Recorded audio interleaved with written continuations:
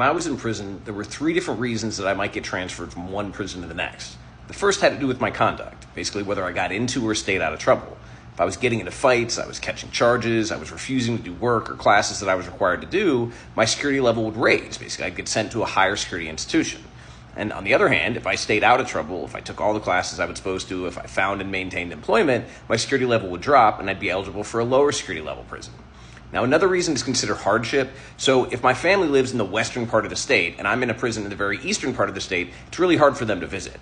Now, if one of my family members gets sick or is diagnosed with cancer or put in hospice, sometimes they will allow me to transfer back to where my family's at to allow for hardship visits, basically so they can come see me before they die, or make it easier for us to maintain a relationship, because the biggest predictor of success after release is family and community connections. So literally having someone closer to their family makes it more likely that they will succeed when they get out of prison.